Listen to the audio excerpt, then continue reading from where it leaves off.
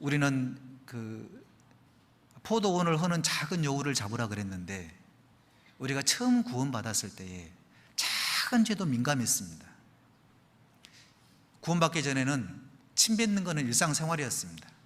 근데 구원을 받고 나니까 침 뱉는 것도 죄라는 걸 깨달았습니다. 하나님이 보고 계신 것 같아가지고 어떤 죄를 짓는 것이 민감했던 겁니다. 혹여나 교회 가서 말 한마디 실수했던 것들이 기억이 나가지고 밤새 잠을 못 자는 겁니다.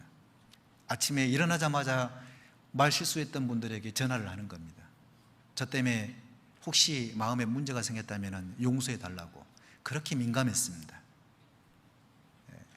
우리는 깨끗한 삶을 살기 위해서, 그래야지만이 하나님의 복음이 전해진다는 걸 알았기 때문에 죄와 타협된 삶을 살지 않았습니다. 혹 우리 가운데 어떤 시간이, 조금이라는 시간이 주어지게 되면 스마트폰을 만집니다. 그리고 검색을 합니다. 쇼핑도 검색을 하고 스포츠문도 보고. 왜 그렇게 그 짧은 시간에 그거 보는데 집중이 그렇게 잘 되는지 몰라요. 축구 선수들 이름 다 아는 겁니다. 그런데 우리는 그것을 회개하지 않습니다. 실컷 하나님께 기도해 놓고 주무시기 전에 또 유튜브를 봅니다. 그리고 그 다음날 우리는 아무렇지 않는데 일상생활에 시작이 되는 겁니다. 그것은 마치 녹이 쓴 파이프와 같은 그런 역할을 하는 겁니다. 그런 사람 통해서는 아무런 역사가 안 일어납니다. 시편 119편에 그런 말씀이 있습니다. 청년이 무엇으로 그 행실을 깨끗게 하리이까? 주의 말씀을 따라 상갈 것이니이다. 내가 주께 범죄치 아니하리하여 주의 말씀을 내 마음에 두었나이다 라는 말씀이 있습니다. 다윗이 범죄를 했을 때가 40대였습니다.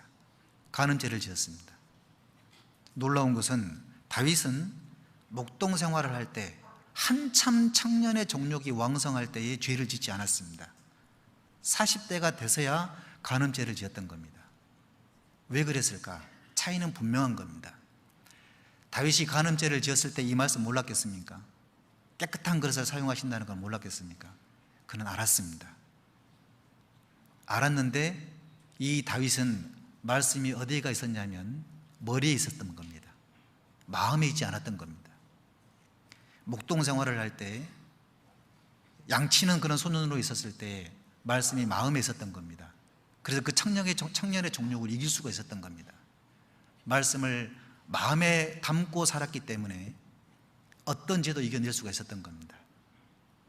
우리의 삶 가운데, 혹 오늘 하루 일상생활 가운데 우리에게 수많은 시험들이 주어졌고, 수많은 영적 전쟁들이 있었고, 내적인 갈등이 있었고, 또 죄를 많이 지었을 겁니다. 아침에 기도할 때 주님 앞에 나아가기를, 하나님, 제가 오늘 그리스도인의 본을 되는 삶을 살게 해주십시오. 꼭 그렇게 삶을 살고 싶습니다. 깨끗한 삶을 살아서 정말 복음이 전해지는 곳에 쓰임받고 싶습니다. 그렇게 하다가 퇴근 시간이 되면 우리는 영적 패배가 돼가지고 또 졌구나, 그러면서 수요 말씀을 들으러 오는 겁니다. 상하고 통회하는 마음으로 말씀을 들으러 왔었을 때 그 말씀이 우리 마음 가운데 심기워지는 겁니다. 청년이 무엇으로 그 행실을 깨끗게 하리이까? 주의 말씀을 우리 마음에 둬야 되는 겁니다. 자, 우리 편에서 해야 할 일들은 방금 얘기했던 것처럼 깨끗한 삶을 살았으면 좋겠습니다.